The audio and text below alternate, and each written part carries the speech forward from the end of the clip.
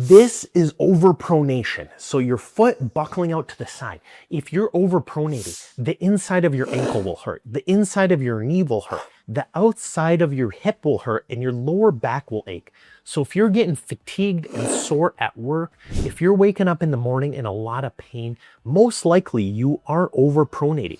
I'm going to show you the 3 pretty much proven, scientifically guaranteed things to correct your overpronation. This isn't workouts, this isn't weight loss. This is 3 pretty quick, pretty fast improvements that are proven by science. And we're starting right now.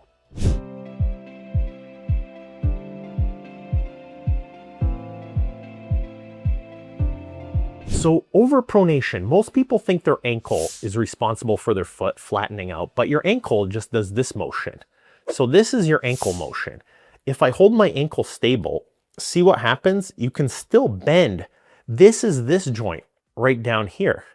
That's your subtalar joint right there. So overpronation is your feet buckling out to the side.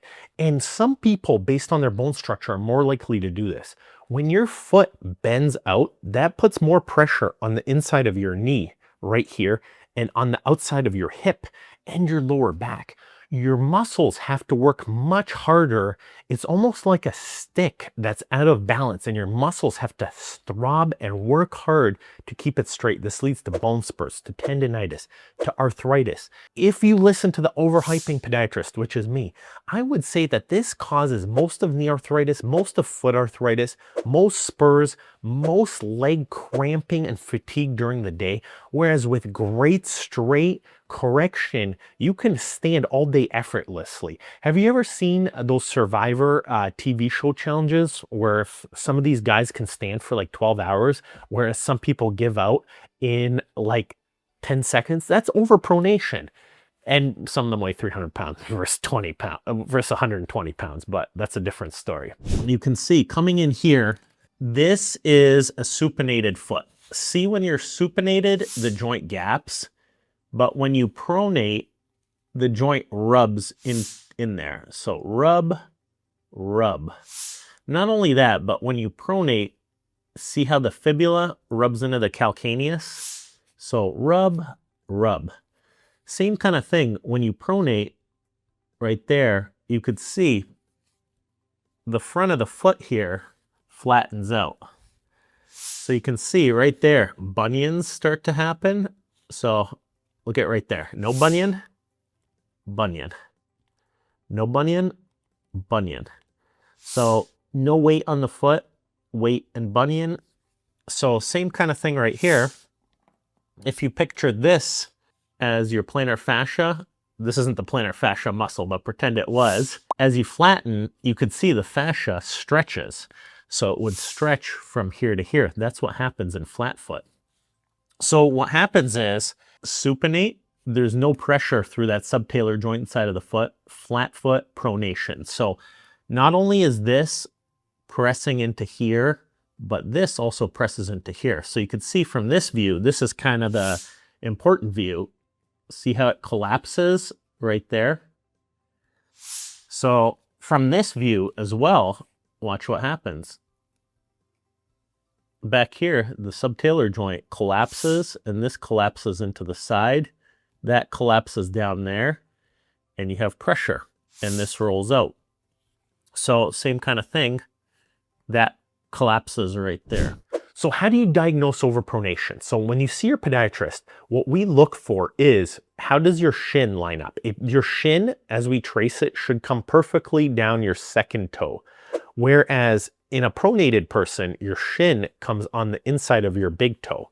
So that's one way. There's x-rays you can take. There's MRIs that you can take for why this is happening.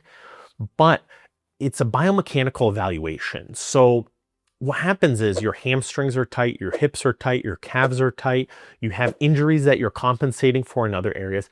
These have to be diagnosed and worked on by your podiatrist and physical therapist and get imaging like MRIs to make sure that these things don't occur. Treatment number one is you have to find out where you're tight. So in your calf or your hamstring, that's your podiatrist evaluation. This is something called ankle joint equinus. And what happens is basically one foot or one ankle or one hamstring is tighter than the other one. And when you loosen these up through stretching and different braces and massage and foam rolling, these can loosen up and get a whole lot better. But that's a whole separate video, and we're going to put some links soon. Number two solution is there are surgeries available. And don't worry, number three is the best. Surgery is not the only answer. But there's something called a subtalar joint arthroresis. So it's basically a pin that gets put minimally invasive into your foot. And see how the foot can't flatten? Whereas when I get rid of the pin, what happens is, see how it can flatten pretty easily now with enough force? So there's a couple implants here. So there's implants that are subtalar joint implants. So what happens is, see how I stuck a pin in between the joint right there? So I stuck a pin in there right now. This is just for highlight's sake, but watch what happens. It can't really collapse. So see this right here?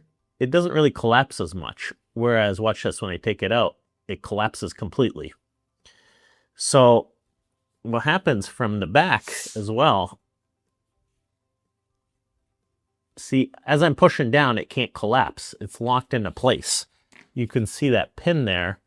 It's preventing it from pronating. Whereas watch this, I pull out the pin and it collapses. That's a minimally invasive surgery. That's all the rage now. I'm not going to talk about it in this video, but click here if you want to know more about that. I give you my review, my honest thumbs up or thumbs down. See what it's going to be by clicking that video link. And then number three, here's really the best solution. So number one, realizing those flexibilities and contractures and prior injuries. And then three are, you want support pretty much all the time. That doesn't mean you have to wear a shoe and orthotic all the time, but that means, boom, slippers. Look at this. You can get a slipper. This is a 2-year-old one. I got mine, but it's an orthotic slipper that I bought for like 50 bucks. But look at this. It's got an orthotic in there. And look at that. I push down on that. That's pretty stable. I can push down. My foot's not collapsing at all. So what about when you're going to the beach? Oh, look at that. Or in your backyard or grilling. Look at that. An orthotic sandal. So look at that. I'm pushing on there in the back. Nothing's collapsing. Again, these are like 30, 40, 50 to 70 bucks, depending on how nice of a sandal you want to get. And then shoes. So shoes, look at that. What you want is a stiff back. You want a stiff sole and a stiff front. And you want to be able to fit an orthotic in there. So I have a shoe guide that goes over all this in depth, but basically a stiff back, doesn't bend in the middle, and stiff sole. There are minimally invasive shoes available, but basically if you're flattening out, you can do that if you're a great athlete, but realistically, a good supportive shoe are where most of my patients are most happy, even though some do better in the minimally invasive shoe, but that's a whole separate video, which is linked on our channel if you go to our page. Lastly, the great solution, the best solution is orthotics in your shoes. So this is if you're working on your feet 12 hours a day. Some people don't even need the orthotics, but look at that. Look at how stable that is. This is a $20 to $30 over-the-counter insert. And then for some people, if that's still not enough, a custom insert gives you even more support. So you can see right there. So if you're overpronating, if people wear the sandal, the slipper, and the shoe, they're pretty much guaranteed to feel significantly better. Then you can lose your weight, you can get more flexible. So the three things are, here's what my treatment plan would be.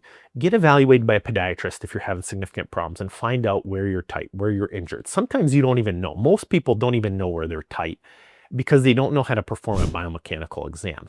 And then number two, get that slipper, get the sandal, get a good shoe. And if you need an orthotic, get an orthotic in there as well. Doing that, like, I mean, I've had people go from severe pain to pretty much no pain within like 2 to 3 months. It just works very well. Like, I mean, if you do this stuff properly, the people needing surgery are like sub 1%. Like, I mean, I feel like once they started doing this stuff properly and working with a great shoe store and making great orthotics, pretty much nobody needs surgery anymore unless they have like infections or wounds, but that's a different story. So If that's still not working, an ankle brace can support you really well. Like, I mean, if you were in a car accident and have a true deformity, like a broken hip or something, this can also work well. So compression braces and ankle stability braces work great. And then if that's still not happening, if it's still not getting better, check our flat foot guide. That will help you a lot. So the 4 stages of adult acquired flat foot and their treatments.